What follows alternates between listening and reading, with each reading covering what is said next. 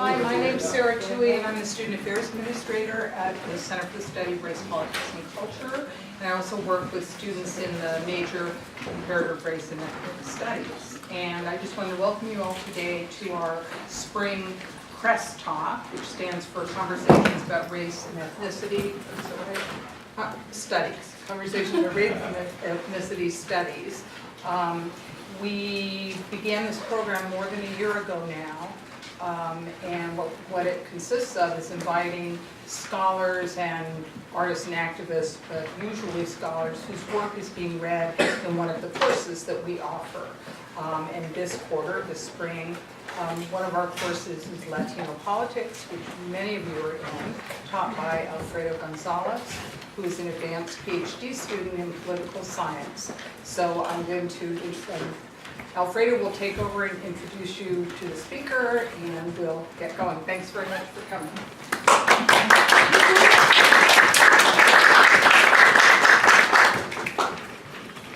How's it going, everyone? Thanks for coming out tonight.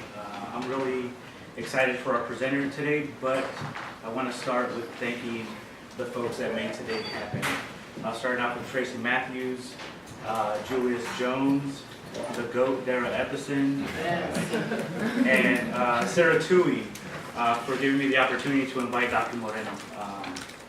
When Sarah asked me, who to invite to the CRES talk, the first person that popped into my head was Raul Moreno. Dr. Moreno Campos is one of the reasons that I actually got into graduate school. And he continues to be a constant figure throughout my graduate training, and just one of my best friends and mentors. So thanks for coming out, brother. Grateful to be here. Dr. Raul Moreno Campos holds a PhD in political science with a focus on race, ethnicity, and politics from UCLA, where he is currently teaching a course on Trump and the rise of authoritarian neoliberalism. His fields of expertise include Afro-American and Latin American political thought, Marxism, race relations in the United States, 20th century Latin American and cultural and intellectual history, the politics of authoritarian regimes, and state-sponsored violence in the Americas, just to name a few. Dr. Moreno Campos is currently a lecturer in political science and the University Experience Program at Cal State University Channel Islands. Please join me in welcoming Dr. Moreno Campos.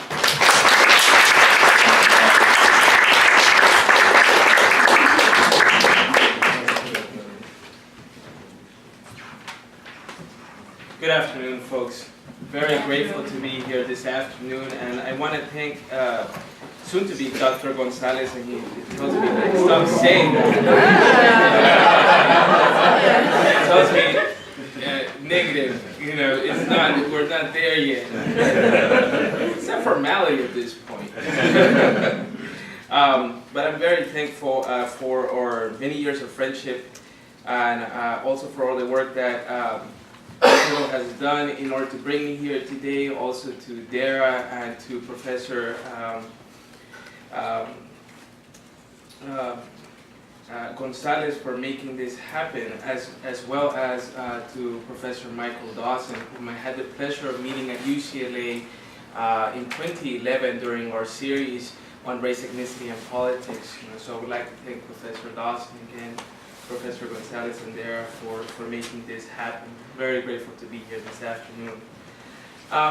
Let me just begin by prefacing the structure of the presentation. And this presentation has a three-part division. And the first part of the presentation lays out the problematic, and I would like to do this by crystallizing the set of, or rather by retracing the set of reasons that crystallize what many felt was the impossibility for Trump to clinch victory over Hillary Clinton in the 2016 presidential election. So as many of you know, there was a variety, and a vast majority, in fact, of political analysts as well as pollsters that saw the triumph of Trump as an impossibility or near impossibility. So it was a certain almost certainty that Hillary Clinton would win. So I would like to first begin by retracing some of these reasons, because they crystallize for me the central problematic that structures this talk, which is, how do we explain Trump's rise? And what does it mean institutionally for us today? That is, what is the type of regime that Trump's administration represents for us? Next, I want to go into the second part of the talk by retracing the three levels of analysis that I've structured here in order to explain this question, and, or at least to sketch out how we can begin thinking about how to answer this question. And this part, of course, is historical and empirical, so I will present some historical and empirical data to make the case. I'll go over which are the levels of analysis that I argue are necessary in order to understand this question or answer this question. And lastly, the talk finishes with what this means for our present moment in terms of the institutional configuration that we're seeing emerging under Trump. So that is the structure for the talk, and I will time myself so we can have plenty of time for Q&A. I've chosen as a background slide Donald Trump, perhaps in his, this is during the inaugural address on January 20th of 2017. And I chose this slide because, to me, it represents part of the ethos of the administration, so to speak. Let me begin by saying that on November 8, 2016, Trump, a business magnate and unlikely presidential candidate running on a Republican ticket, clinched victory over Democratic candidate and then Secretary of State Hillary Clinton. By the estimations of a vast majority of political analysts and election polls, Clinton was predicted to triumph over the real estate billionaire from New York. And indeed, top national election analysts and poll election research consortiums and the national media, such as, for instance, Nate Silver from 38, the Princeton Election Consortium, the Associated Press, CNN, the Washington Post, the New York Times, the LA Times, among many others, had projected that Clinton would certainly surpass 270 electoral votes, many placing her above 300. And further, these polls and the analysts predicted a 71% chance or higher for Clinton emerging victorious in the election. And the fact that such polls were highly reputable only enhanced the manifest certainty that this consensus represented. That is, that Clinton would win. And for instance, Nate Silver had accurately predicted Barack Obama's presidential victories in 2008 and 2012 in all 50 states, and he was predicting a strong win by Clinton. So for all these reasons, there was a lack of certainty that Trump could not triumph.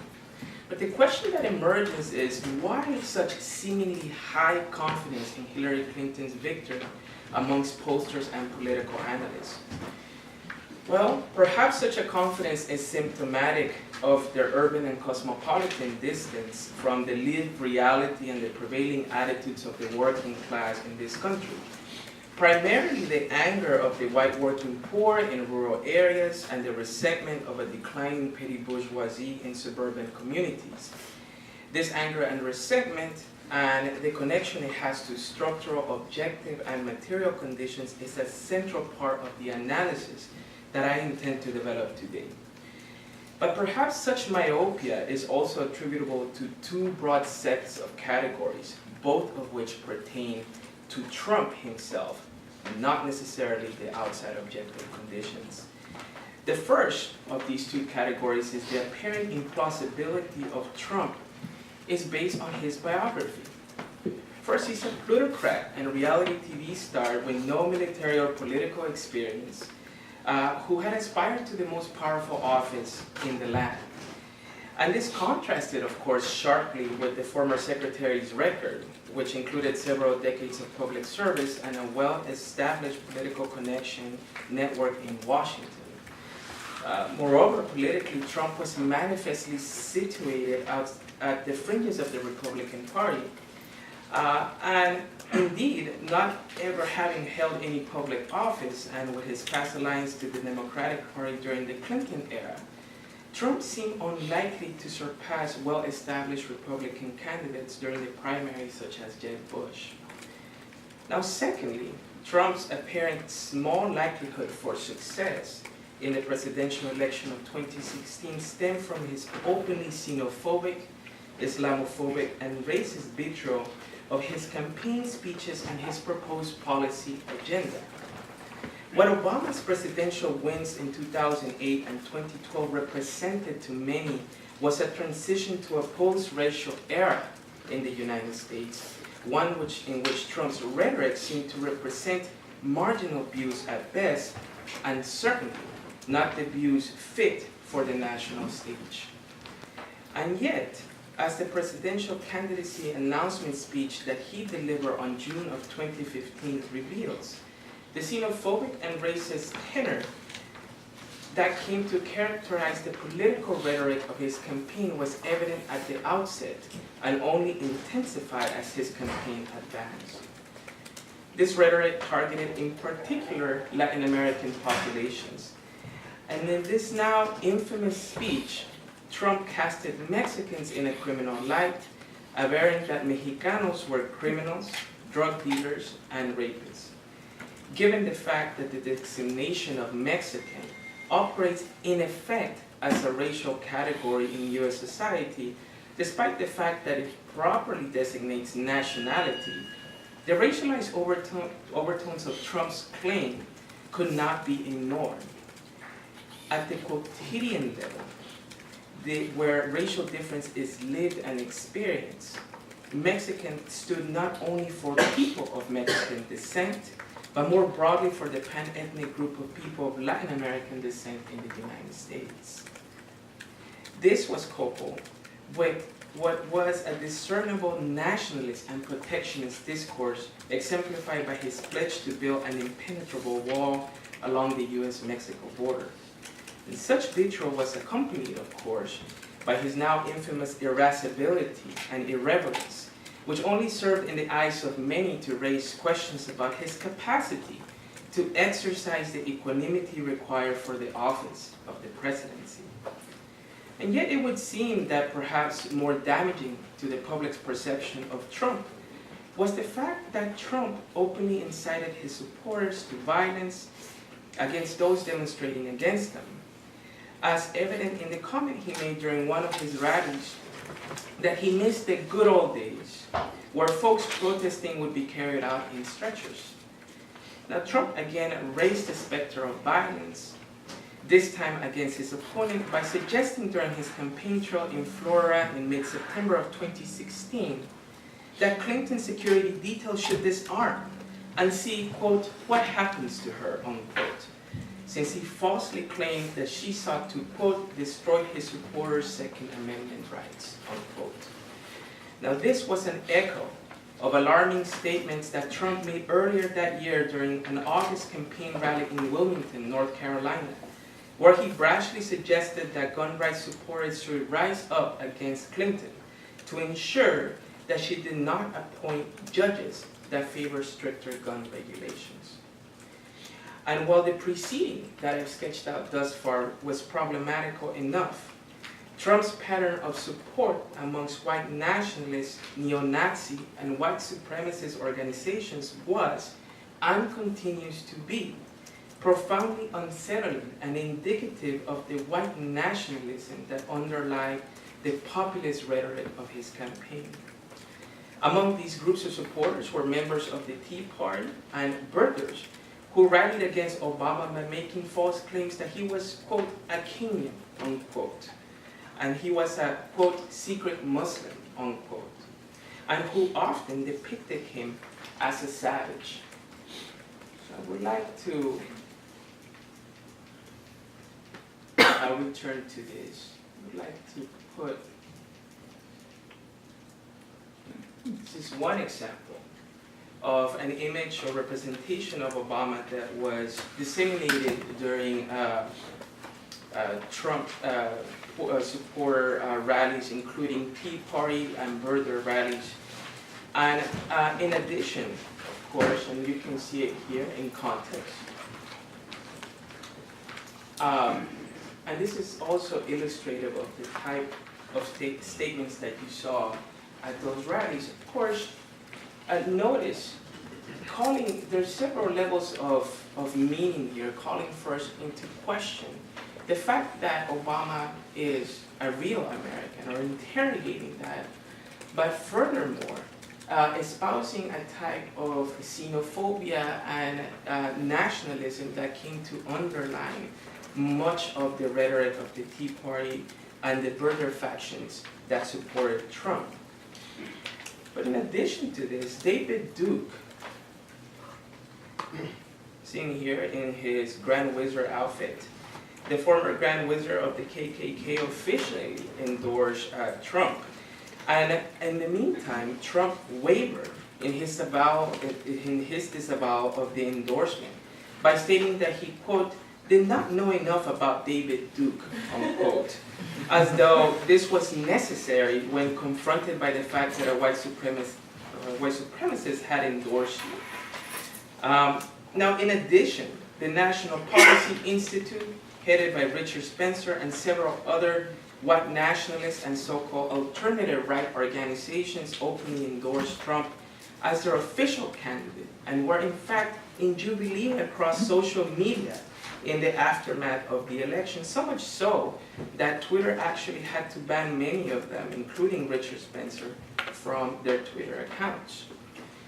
And yet, despite all the preceding Trump triumph over Hillary Clinton on November 8, 2016, and indeed the information above serves to illustrate the central problematic that structures this talk today, given the apparent implausibility of Trump's victory, how can we explain Trump's rise and triumph?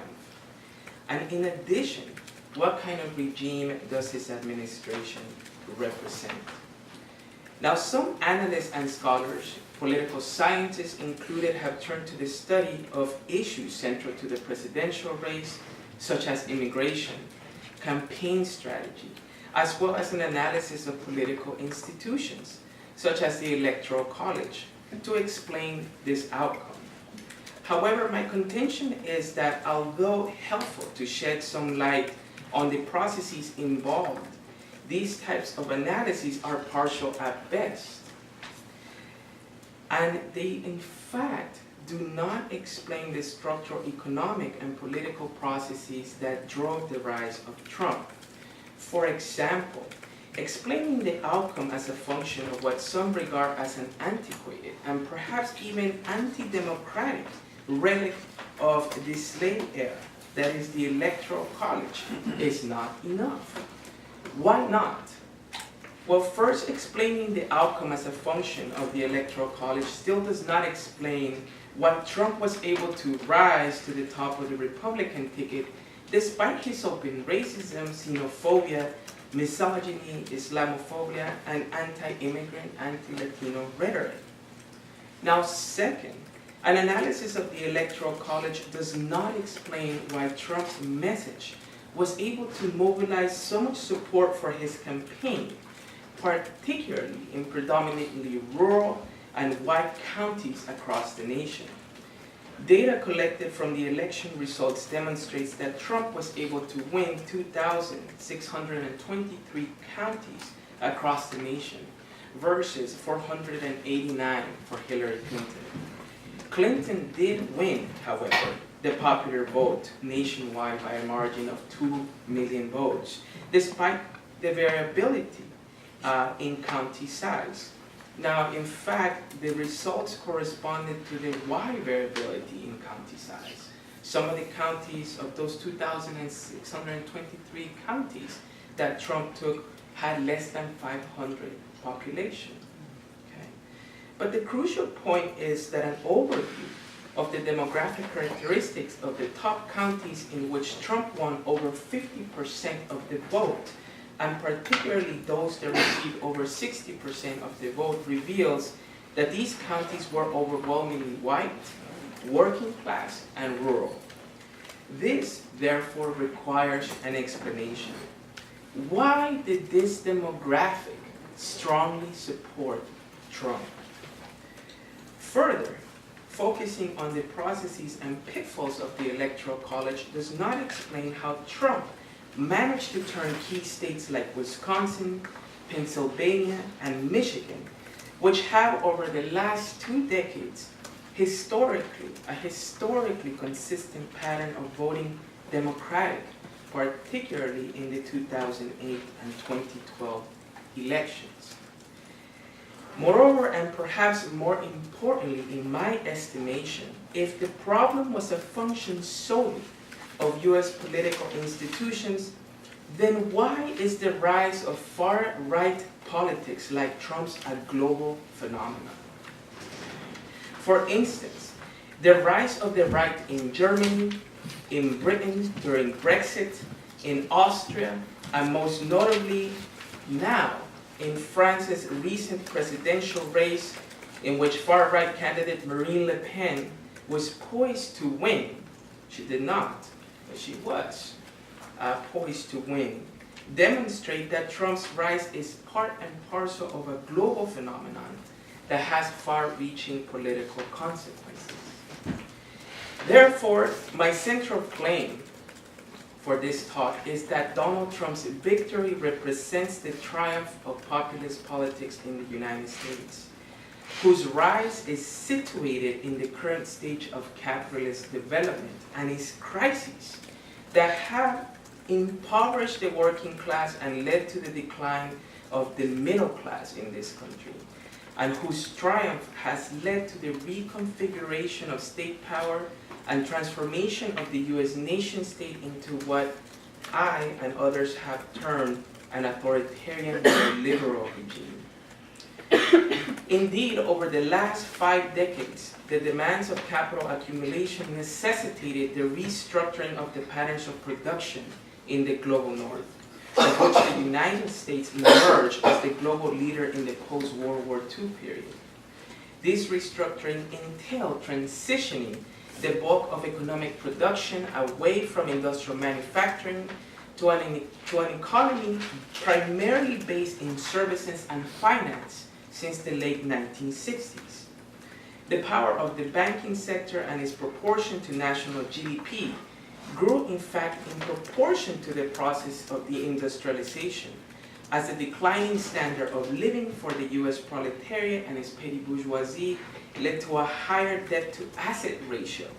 That is, folks were borrowing more in order to maintain a standard of living which they had grown accustomed to. And as finance also became the principal means of maintaining capital flows in the global north. In turn, these interrelated processes of the industrialization and financialization have led to the weakening of labor unions, an attendant rise in the means of capital flows, circulation, and accumulation centered primarily in the banking sector.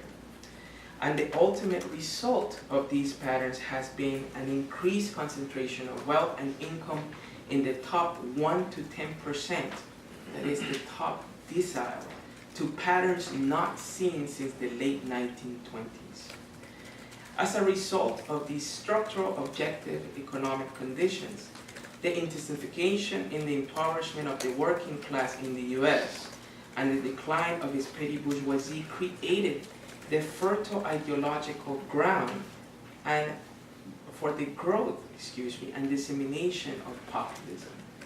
Now, populism is a form of political ideology and rhetoric that manifestly champions the rights and interests of common people. One important dimension of populism is the idea that populist politics often pit the elites against the interests of the people. Now, populism can have either a right-wing or left-wing variant, but nevertheless, the central components are those. 1, that populism expresses the interests of the people as a political ideology, and two, that oftentimes these interests are articulated against those of an elite. Now, Trump, therefore, managed to harness the material conditions catalyzed by the historical conjuncture in which we're living, a conjuncture created by the current crisis of capitalism. And he also managed to adeptly mobilize the growing working class resentment against both elites and what I term the racially differentiated sectors of the US working class. Now, this latter point is important because Trump's ability to mobilize the resentment of the US working class, particularly the poor in rural areas and also the declining white suburbs across the nation, that constituted the bulk of his support against these racially differentiated sectors of the proletariat, particularly black folks and Latinos, has created the ability for his administration to garner consent for the increasingly authoritarian nature of his regime.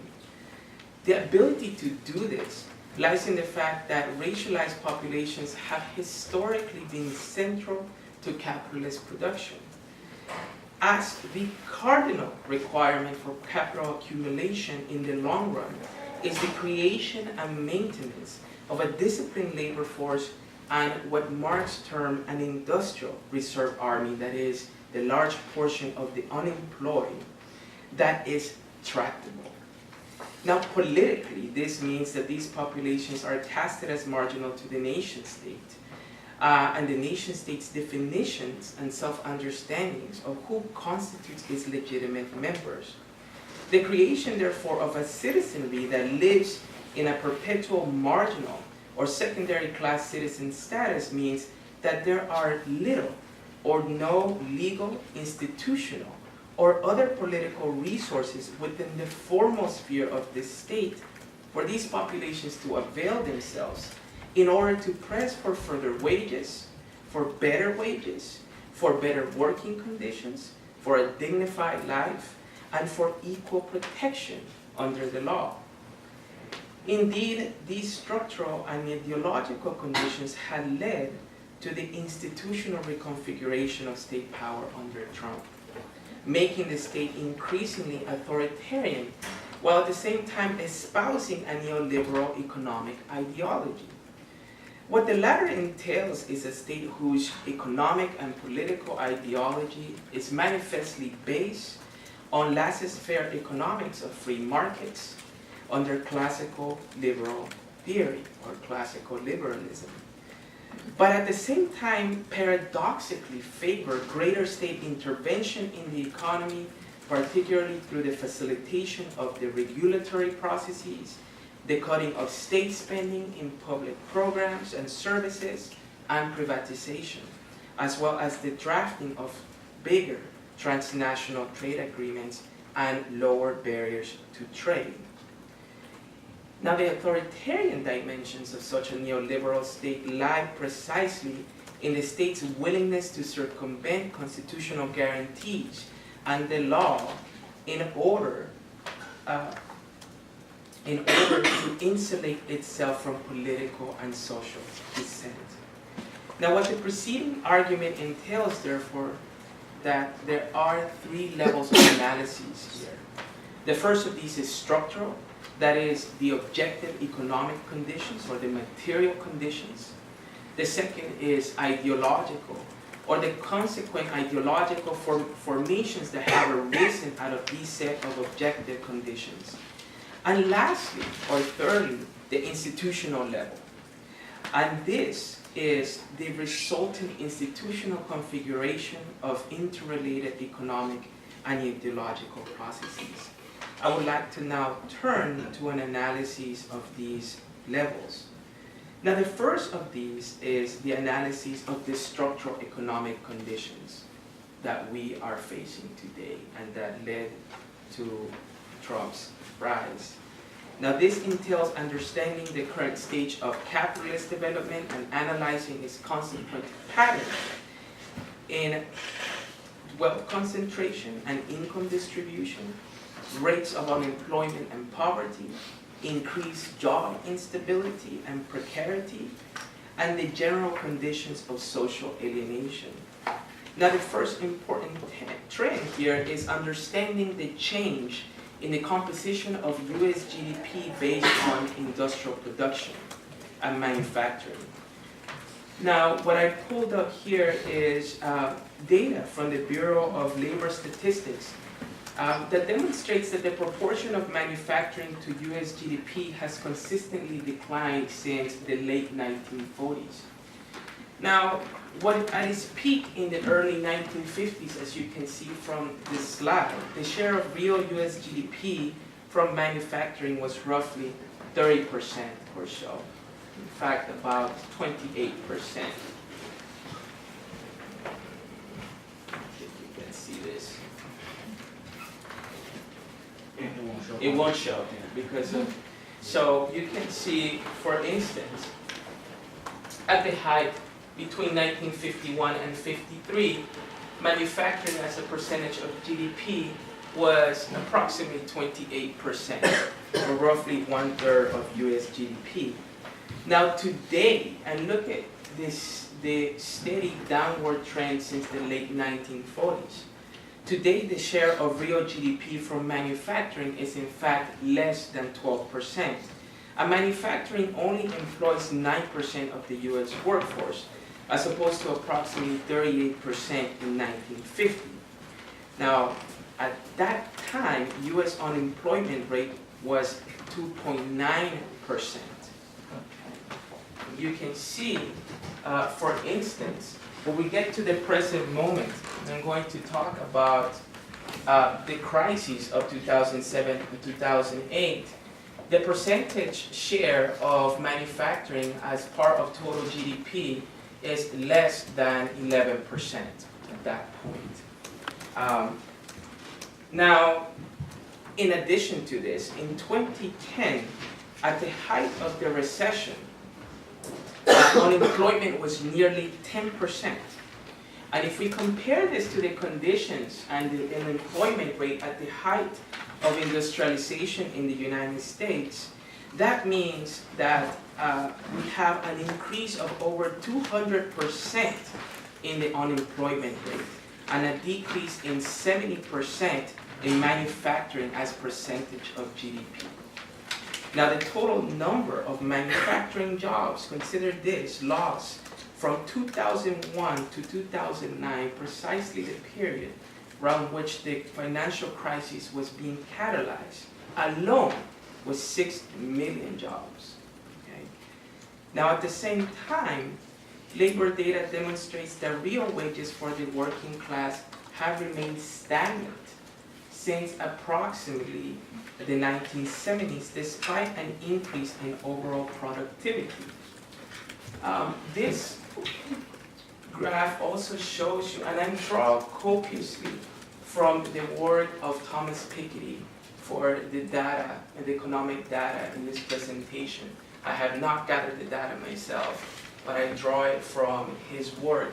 I noticed this graph also, also illustrates the percent of total employment in the main sectors comprising GDP for both France and the United States across agriculture, manufacturing, and services.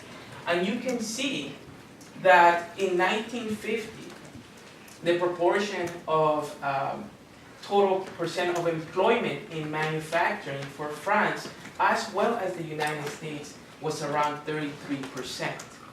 Now, services accounted 50%, and this is roughly rounded up since the number I believe is actually closer to 48%.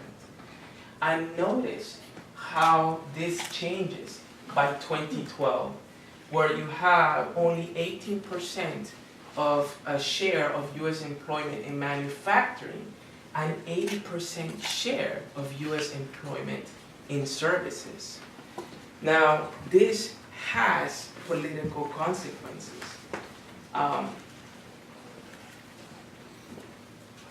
We'd like to also talk about that at the same time, the labor data demonstrates that real wages for the working class have remained stagnant. And I'm going to skip this for a second. And I talk about the data in this graph. Real wages for the working class have remained stagnant since approximately the 1970s, despite an increase in overall productivity. While union membership has steadily declined by nearly 60% over the same period. This was also correlated with a loss of share of total income for middle-class families, and the latter is, of course, a function of the loss of union jobs in the manufacturing and industrial sector. So, for example, this graph represents the cumulative change in total economic productivity and real hourly compensation by selected groups of workers from the mid-1990s to 2011. And what you see is, in general, stagnant wages, even for college graduates and median workers, as well as high school graduates, while there has been a significant increase in job productivity by over 37%. Now, when we compare this for the per capita output growth since the Industrial Revolution, this is also drawn from Piketty's work, you can see, for instance, a steady increase in production except after the disruption. Okay? But if you see what the data shows for the United States is an increase in total per capita output. This is per capita GDP in production, steadily since the late 18th century until the disruption of the last decade or so. And furthermore, this is what I spoke about earlier. To see the correlation first between the declining rates in union membership as well as the declining middle class share of total national income. So what we see here is that since 1967 or so roughly the period that I'm speaking of de-industrialization, what you had was a steady decline in union membership rate, and we've seen it by approximately 60%, in fact. Union membership rates around 2011 were approximately 12% of the total number of folks employed. Now, compare that to nearly 30% in the late 1960s. So what you see is a dramatic decline in union membership. And with this, also a decline in the middle class's total share of national income by approximately 25% since then. Now, the previous graph, sorry, this was a bit out of order here, is the breakdown of GDP by sector of the economy. And this was the next point, that financial services and rents now make up 21% of US GDP. Now the problem, however, is that the expansion of the financial sector does not translate to greater job creation and wealth distribution, but an increased concentration of wealth by fattening the portfolios of wealthy investors. And moreover, by drawing from the data sets compiled by Piketty here, what is astounding is that income and wealth concentration in the United States have increased to levels not observed since the late 1920s, as manufacturing has decreased and financialization has increased as total percentage of GDP, so has increased the total concentration of income and wealth distribution. So for example, one of the groundbreaking things about Piketty's study was to examine tax records for the top 1 and 10%. And using this data, he was able to determine the relative share of total national income at different historical periods. And what we see is the following pattern. In the late 1920s, the top 1%, the top 10%, excuse me, held nearly 50% of the total share of income in the United States. This was flattened significantly after the Roosevelt era, in particular because of the regulatory policies that were introduced, as well as the very nature of his Keynesian economic stimulus program that we come to know as the New Deal. And now that meant state intervention in the economy, just like neoliberals talk about state intervention. But the principles of Keynesianism were about stimulating aggregate demand. And Roosevelt was able to do this in part by creating the public works program, and also creating a set of bureaucracies such as the FHA that created the terms that we're now all familiar with when it comes to the purchasing of homes. In fact, the home was marketed first during this period as a mass-produced commodity. Now the problem, of course, that the policies of the New Deal era fully accommodated the logic of Jim Crow, as did the FHA and the Public Works Program, and the unionization of labor that expanded during FDR did not benefit the black and the brown working poor and the working class, in part because unions were principally concerned with protecting white wages. And union membership was something that was reserved for folks that could lay claim to that. Now, what this amounted to was a $500 billion infusion of wealth for what later became the white middle class. Now, this, of course, is nothing new. It's been explored by the work of Ira Katznelson, particularly in his work when affirmative action was white. Now, second, following the analysis of these conditions, of which I've given an overview, it is important to examine the attendant ideological formations, mainly the right-wing populism and its white nationalist and white supremacist undertones. Now first, recent research published in the European Economic Review during late 2016, in fact it was mid-September of 2016, found a strong relationship between financial crises, which especially those precipitated by the real estate sectors or real estate markets, which are longer lasting, and the rise of right-wing populism from the period of approximately 1870 to 2014. This study examined over 800 elections during this period of history. And found again a strong relationship between financial crises, especially those precipitated in the real estate sector, and the rise of right-wing populism.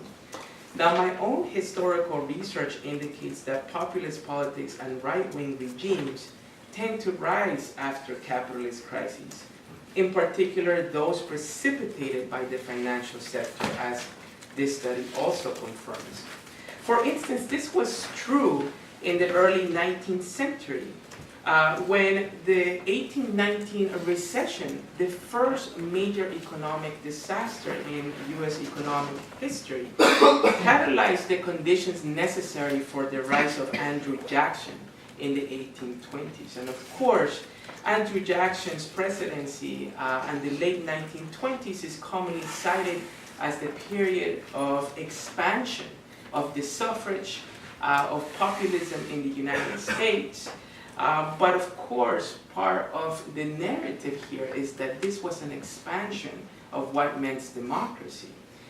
Jackson represented the ethos of the pioneering spirit, quote unquote, and the expanding ideology of manifest destiny. And of course, the expansion of suffrage meant the expansion of the interest of the common white worker, or the common white man. And in fact, it was the Jacksonian period that ultimately led to the removal of all property requirements to voting by 1856, when North Carolina finally removed the last property requirements. And of course, this meant universal white male suffrage. Okay. And the thing was that this was a period, again, and these populist changes and expansion was of the suffrage for white folks, especially for white men, was catalyzed by an economic downturn, the biggest that the nation had seen up to that point, and one, again, that was centered on real estate. A lot of folks ignore the fact that Andrew Jackson was a land speculator, and that after his triumph in the elections of the late 1820s, he filled his cabinet with business friends. And that what preceded, of course, his political career and what was much celebrated was the war against the Seminoles in Florida, as well as Indian removal, both of which made the conditions or created the conditions necessary for further land speculation and land accumulation as the nation expanded westward. Now, of course, this was also observable with the rise of populist regimes, not only in the United States, but across the globe in the 1920s and 1930s.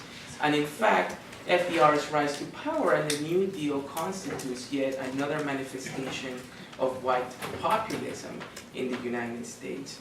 And of course, it's beyond the scope of the talk, but it's germane to say that you also observe the rise of populist regimes across the globe during the same period.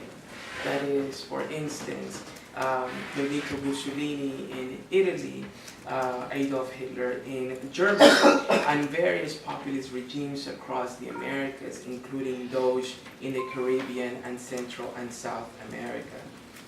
But beyond this, what Trump's populism highlights is the fundamentally racialized nature of the United States' understanding of citizenship and political belonging, and the central paradox in American government. Now, on the one hand, of course, the U.S. is founded upon a set of principles declaring the universal equality of all men. Its founding documents held liberty as its highest value and declared that the consent of the people is the basis for all legitimate and representative government, whose purpose it is to protect the rights to life and liberty common to us all. Now, these are the hallmarks of liberal democracies. But on the other hand, the history of the United States is a long history of marginalization and exclusion, of conquest and empire, exemplified by a series of practices and their attendant set of institutions whose historical role has been to protect the interests of those who hold power, privilege, and property in our society. Now, after all, those who attended Independence Hall in Philadelphia in May of 1787 represented the most powerful sectors of the early republic, and the document which they penned was deeply concerned with the long-term protection of their economic and political prerogatives. I can offer a few examples of the tension I'm speaking of, which Trump's win highlighted. Consider, for instance, the bondage of black folk, and the fact that slave labor was the basis of US and world capitalism. More recently, we can point to racial disparities in the patterns of mass incarceration. The fact that while having only 4% of the world's population, the United States houses 25% of the world's prisoners, and that it incarcerates people at the highest rates in the world. The next highest, and that's only by 50%, is Russia. Now, in addition, 70% of the prison population in the United States are people of color, despite the fact that they constitute less than 27% of the total population. And the roots of mass incarceration are to be found, in fact, in a reactionary political project designed to silence dissent, masquerading as a war on drugs since the Nixon administration.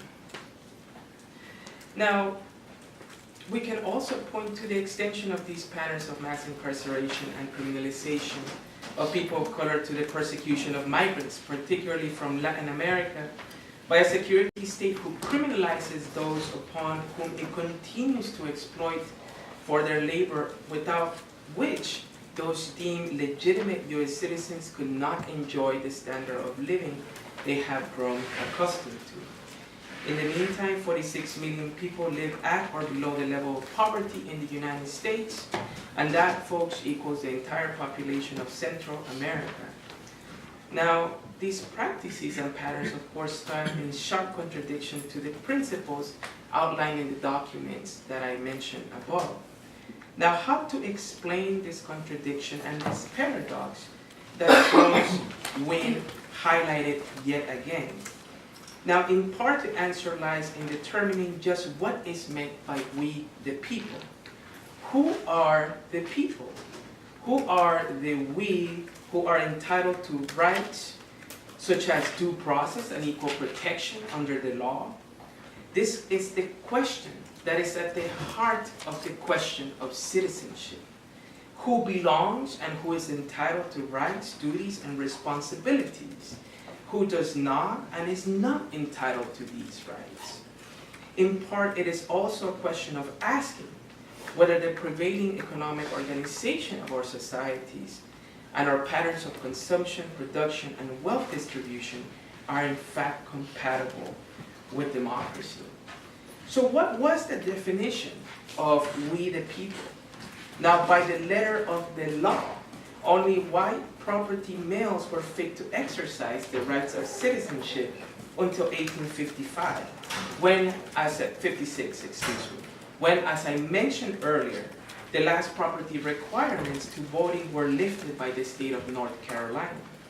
And after that, of course, it was a universal white male suffrage until 1865 and the passage of the 13th and 14th Amendments, although Jim Crow legislation would ensure that by all means and purposes only white males fully exercise their political rights unrestrained. And indeed, the law of the news was the law of the land until the Voting Rights Act of 1965. And one of my key contentions here is that, as the preceding shows, the maintenance of the second-class population has historically been central to capitalist production. It is nothing new to say that race was the foundational element of chattel slavery, and that slavery was constitutive of capitalist development. The constitutive nature of race, slavery, and capitalism has been demonstrated cogently by the historical research of Eric Williams, and more recently by the research of Edward Baptist. And the relationship between race and capital accumulation, further, was explored by thinkers such as Du Bois in his Black Reconstruction, as well as C.L.R. James's Black Jacobins. However, this analysis has fallen by the wayside, despite the fact that in my estimation it is crucial to explaining that race and processes of racialization excuse me.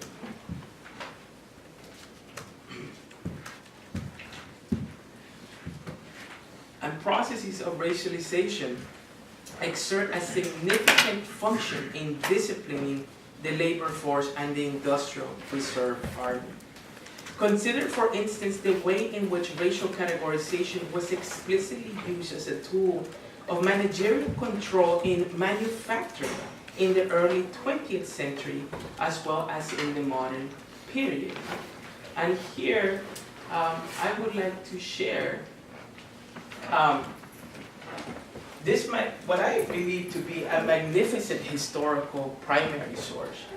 This was an employment chart for the Central Tube Company, at least published by the Central Tube Company in Pittsburgh of 1925.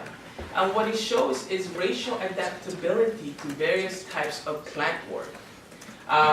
The list a series of racial types, which in fact today we would recognize as nationalities, first and foremost, and it lists a series of occupations as well as a gradation of whether these particular racial types were fit for that occupation and grading them as good, fair, or poor.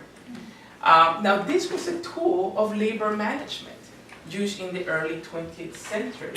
And I would like to point out, folks, that Latin Americans stood as a distinct racial category than Mexicans during this period of history.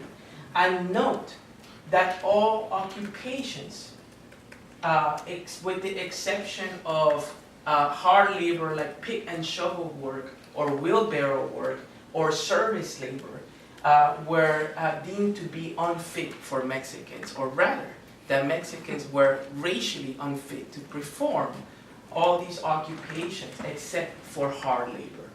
I would surmise to say that perhaps not much has changed today.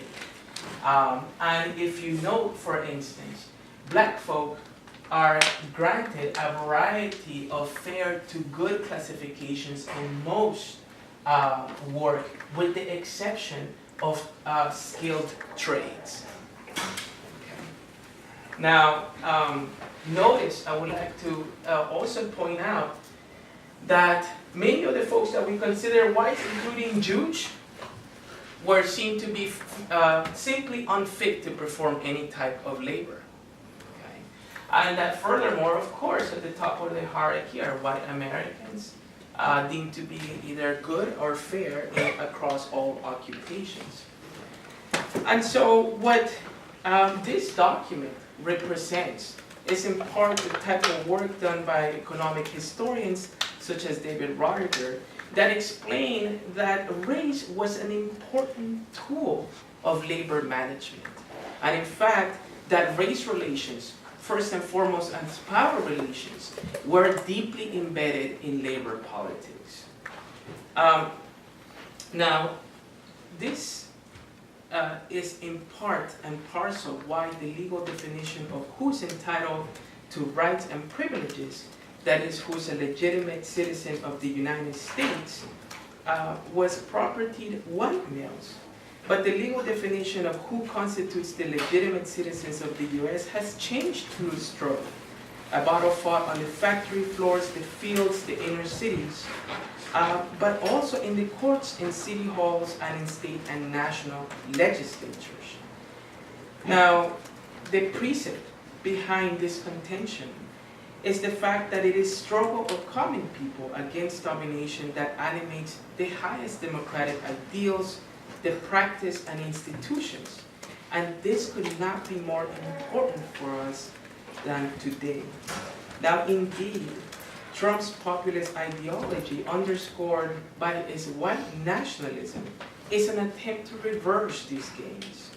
And as pointed out by racist graffiti that mushroomed across the nation in the aftermath of the election, Trump's campaign slogan, "Make America Great Again," has been interpreted in racial terms by his white nationalist supporters. What is meant by this slogan to them is a return to the definition of we, the people, that privileges the status of white men. Now, the rise of this populism, manifested in Donald Trump's capture of the presidency, has been accompanied, of course, by this virulent and xenophobic white nationalism, which depends upon two discourses: the criminalization of Latino migrants and immigrants in general, and Islamophobia. Now, Trump's executive orders banning immigrants from Muslim majority nations and his two multi-pronged border security orders, authorizing the US-Mexico wall on the one hand and pledging to hire 5,000 new border patrol agents on the other, are exemplary of this xenophobic white nationalism. The notion that illegal aliens are lawbreakers is commonly offered as a justification for denying due process of law to undocumented migrants and not respecting their basic human rights. Now, I believe it's germane to state that we clarify the historical origins of Latino populations of the United States, stemming from two interrelated processes. And this is first, the continued military interventions in Latin America for the purposes of securing labor markets and resources for US corporations since the early 20th late 19th century. In all told, since 1890, there have been approximately 56 US military interventions in Latin America, including the support of military regimes in El Salvador and Guatemala, and the Contra War in Nicaragua during the 1980s. And this, of course, has had a pronounced effect in patterns of immigration in the United States. And note that the original point of these interventions was precisely to secure labor markets and also surplus labor. Now, for instance, consider that prior to the Salvadorian Civil War, in the United States, fewer than 100,000 Salvadorians live here. Now, more than 2 million Salvadorians live in the United States, many of whom were fleeing a military regime that routinely abused human rights and which was US supported. And in the meantime, Salvadorian refugees were denied legal status. In fact, less than 2% of Salvadorians received asylum and refugee status, and less than 2% of those cases were approved. But secondly, the other pattern at work here is the fact that contemporary Latin American immigration, particularly from Mexico, has accelerated since NAFTA went into effect in 1994. 20 years of free trade agreements have decimated Mexico's economy, particularly its agricultural and manufacturing sectors, by flooding the Mexican market with cheap genetically modified corn grown by subsidized US farmers, and by allowing multinational corporations to open up factories with poor working conditions that pay low wages at the expense of organized labor and the environment. Likewise, these free trade agreements decimated the economies of Central American nations attempting to recover from decades of civil war. And these free trade agreements have benefited multinational corporations and did so at the expense of common working people in those nations, only deepening their poverty and driving waves of migrations north. And therefore, as the proceeding shows, the point that I want to highlight here is that the same processes of de-industrialization in the global north and the economic policies that have impoverished the US working class have simultaneously impoverished the Latin American working class. And the causes for despair of the US working class and the working class of Latin America over the last 2 decades are one and the same. Now, these two have come into stark confrontation in what I term the global north. And as a result, the white nationalist project has seized these patterns in order to craft a xenophobic campaign that has been successful in identifying common enemies, externalizing threat against which to rally their cause. I would like to conclude here in the talk today by talking about briefly the institutional dimension of what Trump's rise represents. What it is clear is that authoritarianism, in my estimation, is not on the horizon, but rather upon us. Trump's disregard for due process of law and the basics of constitutionalism are exemplified by his bans on immigration, which were struck down unanimously by a panel of 3 federal judges in the 9th District Court of Appeals. His disregard for separation of powers and checks and balances, as exemplified by his firing of acting Attorney General Sally Yates because she questioned the constitutionality of Trump's executive orders. His attack on a free and independent media, as exemplified by his fabricated claims that major news organizations are fake news. And his expansion of the security forces of the state, as exemplified by his promises to increase the size of ICE and increase in military spending, as well as 3 new executive orders that amount to the building of a police state, are all hallmarks of authoritarian regimes. And more recently, on May 9th of 2017, Trump abruptly fired FBI Director James Comey under the excuse that, quote, as he tweeted, he was not doing a good job, unquote. Now, this is a dubious claim, since Comey had criticized Trump over his accusation that Obama wiretapped him. Moreover, Comey and the FBI were currently probing Russia's intrusions in the 2016 race, including possible ties between Moscow and the Trump campaign. And indeed, in his termination letter to Comey, Trump suggested that any indication of the FBI investigating him was in fact undermining the public trust in his administration and was therefore not acceptable.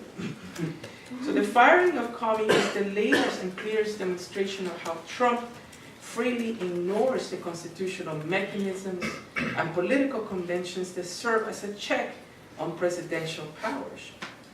And the abrupt firing of the former FBI director also illustrates, as the precedent of the firing of Attorney General Gates illustrates, that one central hallmark of authoritarian regimes, that is, regimes that attempt to circumvent constitutional mechanisms, political conventions, and even the law in order to insulate their policies from criticism and political and social dissent. Now, given this state of affairs, what is the historical responsibility and task that has fallen upon us? I would like to suggest that now more than ever, the story that I'm speaking of here and that I articulated here today is one that calls for unity across a consolidated front in the state and the civil sectors to struggle against the potential growth of what is certain to be an increasingly authoritarian state. Now, the courts have won important battles thus far, but there are multiple fronts in which democracy will have to be defended. From the school sites to airports to college campuses and to the courts, to the halls of the US Capitol, this struggle will have to be waged. And what is important, again, in this historical moment, perhaps more than ever, is solidarity. And let us all identify where our aptitudes place us to be in a position to continue to support our resistance effort and to also continue to support the building of solidarity across working classes, not only in the global north, but also in the global south. And with that, I would like to conclude what remains as it is necessary, a preliminary sketch and analysis of the historical moment where we find ourselves today. Would like to thank you all very much for your attention, and we can open up for questions at the moment, if you like.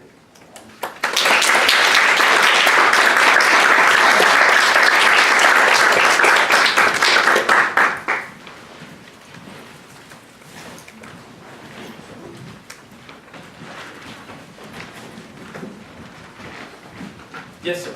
Thank you for your presentation. Absolutely. How do the factors that you've laid out account for Trump's victory in states that Obama won? You mentioned earlier in your presentation Michigan, Ohio, Pennsylvania, and Wisconsin, historically blue states. Right. We know that those are states that voted for Obama somehow. I mean, they voted for Trump this time. Racism seems like too simple of an answer, but we know that that was part of it. How do we account for that? That's an excellent question. It's one of the, to me, in the present state of this analysis, one of the hardest questions to answer empirically. Now, I think it's one question that can, and as I mentioned, Michigan and Wisconsin in particular were blue states that have historically supported Obama, historically over the last 20 years supported Democratic candidates. But recent research in this area, particularly in Wisconsin, demonstrates that there's a greater growth in white rural resentment that has a racial valence to it. And one of the studies that I can cite is the work of Kramer on the rise of Scott Walker in Wisconsin. And part of this ethnographic work showed that many of these folks, in fact, had a perception, as I mentioned earlier, of urban cosmopolitan elites that were removed from the quotidian reality of the white working class in rural areas. And so the short answer is that what it seems is an intensification of resentment against the patterns and the parties traditionally that have meant or were supposed to represent the interests of these classes. Now, what I can say is, it seems a little bit crass, but one can think of it in this manner. Trump presented himself to these people in the following way. I'm a successful businessman. I made my money before I even thought about entering politics. And I don't enter politics in order to enrich myself, unlike my opponent, Hillary Clinton, who receives $250K for Goldman Sachs, to give a lecture. And I am going to make money for you, and give you what you deserve. And I'm a political outsider. I'm not part of the establishment, and I'm going to do this. Gotta tell you, it sounds, again, it sounds a bit crass to even say it, but interestingly enough, as I was waiting in my gate at the airport, that's precisely what I heard from a lady that was holding one of Trump's books and speaking to another person and saying, and I'm going to almost quote this, I actually wrote it down in my laptop, because I'm like, this is ethnographic work right here, take this down. And what she said was the following. She stated, I love him. She's like, I love him. And the reasons why I love him is because he has been incredibly successful in business. And at some point he had almost nothing. He was almost starving. She actually did say this, and has become incredibly successful. And it was an incoherent set of statements that ultimately reified that central narrative. He's successful, and therefore he's going to do something for these folks. And the thing is that I remain thinking about the following. Even if that narrative was true, which is dubious, isn't the bottom line of capitalists like Trump, and he's a rentier, to make profit? And how is that going to translate to the redistribution and dividends for common folks when he has made his wealth on the backs of common people? And so that's the part, of irrationality there.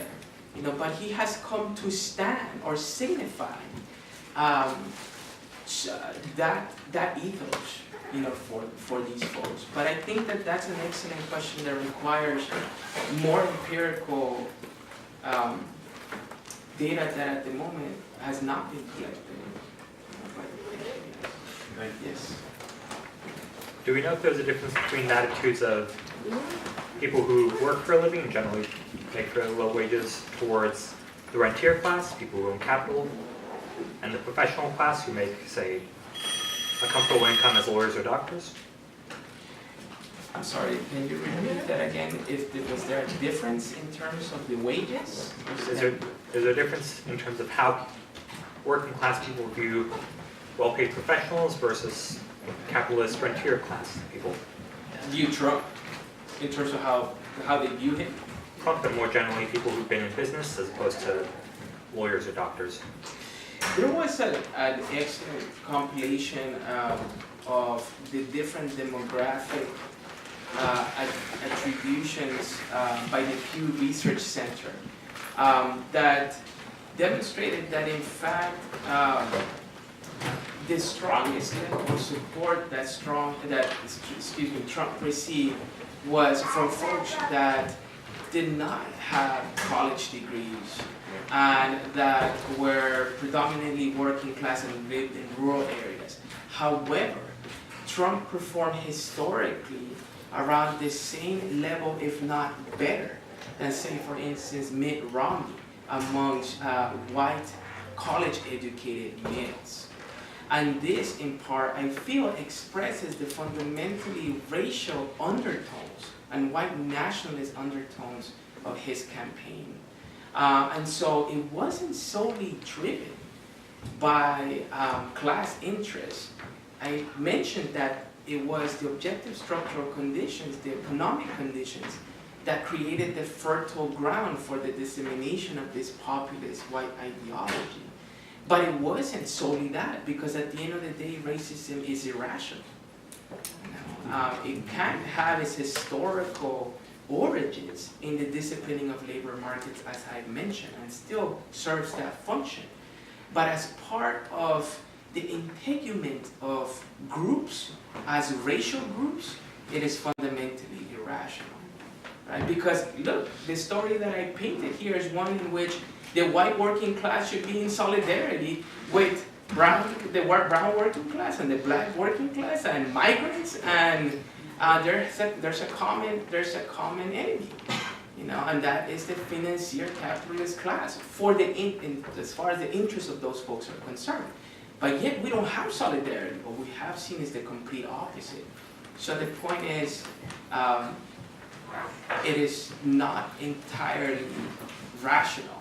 And college-educated white folks, especially white males, also strongly supported Trump, you know, as the data shows. Yes, Miss. So why is it that Trump was able to communicate this irrational message and the left was unable to paint the story that should be making more sense to rural working class whites? Yeah. Well, what was the left, first of all? And this is one of the questions that I asked. What was the ideological alternative? You know, and what was the counter-narrative crafted by the left? And what was the left? The problem here is that unlike previous periods in American history, where there was actually an institutional referent, not only in the United States, but globally, that could articulate a counter-hegemonic or a counter-narrative, there is no such institutional referent today. And what I'm talking about, for instance, is the existence of socialist regimes across the world during the Cold War era that serve as that institutional referent that could help articulate an alternative ideology and that could help articulate an alternative narrative. We're living in a moment absent that. And secondly, to your question about why he was so successful then, in addition to this, if the message was irrational, was that there is one way of understanding what Trump managed to do in consolidating a movement and a set of support for his policies, in that he actually emerged as a charismatic leader. And charisma here, in terms of, he represents the aspirations to success that declining bourgeoisie and white working class want to reach. And so the movement is attached around a sense of solidarity centered on this charismatic leader, you know, that has articulated their desires for them, or that signifies the possibility of attaining desire, you know, for them. And this is not a process that necessarily depends on objective conditions. It's a process that depends on desires. You know, and so whereas the objective rational conditions would say we need working class solidarity, you know, the desire aspect, the subjective, not objective, but subjective part of this says this person signifies the level of success I wish to attain. And if he is our leader, and we rally against this person as our leader, perhaps we too can attain it. This was what this lady was articulating at the gate as he spoke with this you know, young cat, you know, at the gate at the airport. And you know, interestingly, when she left, he turned to his girlfriend, I assume was a significant other of some sort, who was black. And he was a white male, and he stated, "Can you believe she likes Trump?" Notice this. She said, and so I said, a moment of solidarity, you know, between, or an opportunity. No, I said an opportunity for a potential moment of solidarity with, you know, white folks and black folks. You know, so I interjected and I said, I overheard the conversation, and quite frankly, I didn't hear anything that was coherent or cogent. And then he stated, actually, I think she made a lot of excellent points. This was after the fact that he had turned to a significant other to say, can you believe she likes Trump? But here I was, a brown man, poking holes at the narrative of entrepreneurial success that Trump represented. And I said, so what exactly were the excellent points that she made? And he said, well, Trump is successful in business. And I stated, well, he filed 6 times for Chapter 11 bankruptcy. And then he said, that's just a business strategy. And then I asked, well, how would this translate for the nation then? And how do you translate this into dividends? And you can imagine how the conversation developed from there. The point is, there was still something about Trump's narrative of the self-made billionaire that was attractive and powerful, even to somebody who I just heard tell, almost in private, to his significant other who was black, that, can you believe she likes Trump? And he said, well, I believe she actually made some excellent points. No, and the point here is, and one of the things he wanted to reiterate was this narrative of he received a small $1 million loan from his dad, which is actually untrue. And even then, if it were true, that's no small amount of capital, to receive on a loan. Anyway, yes, sir. I have a question about, I think sort of tags along with this. I'm wondering how the picture you painted here for us sort of what it does for us moving forward in terms of the what's wrong with Kansas thesis, the idea that the sort of relegation of blame for the move to the right to working class white people. And I think that part of the impetus for that relegation is often that you have middle-class white people who don't want to accept responsibility or don't want to reckon with the fact that the person that they like is also the person that is, saying that Mexican people are rapists and that we should build a wall. And so often, this, sort of thesis circulates in political science that there are white working-class people who vote against their own interests, and then that thesis is often refuted. But here, in some ways, that is kind of what happens in this instance, where white working class people are voting against their own interests because of what may be an affective attachment to white nationalism. I heard leader of a white nationalist movement. White nationalist movement, yeah. So what does that do to how we understand, I guess, that as an explanation of politics moving forward? I mean, thus far it's kind of been sort of discredited or at least seen with suspicion, but in this case, it kind of seems like, in many ways, it was prescient, maybe? Right.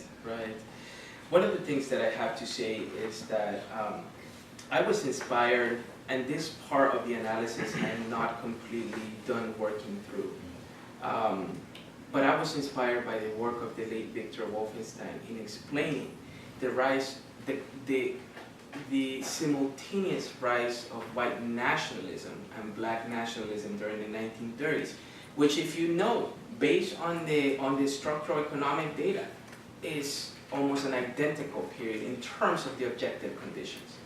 And what Wolfenstein, in this analysis, and I'm here referencing his work on Malcolm X, the Victims of Democracy, was that what is required in politics is a twofold process of analysis in which we have an analysis of the objective or material conditions, which are objectifying, but we also have an analysis of subjectifying processes. So to understand that not everything about politics is going to be rational. Unlike, of course, the narrative that you're told and that is prevalent in political science along its behavioralist components of rational choice, etc., and this economistic view of political life. the fact of the matter is that politics, it's not always rational. It is very much about a struggle for power over who, what gets what, when, and how. It's about a struggle for interest. But it's not reducible to this economistic formula of rational choice. And I think that's why what's wrong with Kansas' thesis was, and what you illustrated here, was an affront to the main narrative methodologically and philosophically of the political science discipline. One which is behavioralist at its core, and economistic in its conception of politics. So I think that if we can move closer to perhaps what Wolfenstein suggests in his analysis of the rise of white nationalism and black nationalism, that what we need is, yes, an analysis of empirical objective conditions, but also an analysis of affective processes, which are not always rational. So, yes. Unfortunately, we have run out of time. Fantastic. Well, thank you so much. I'm sorry. Thank you so much Yeah. for joining me, and thank you. Yes.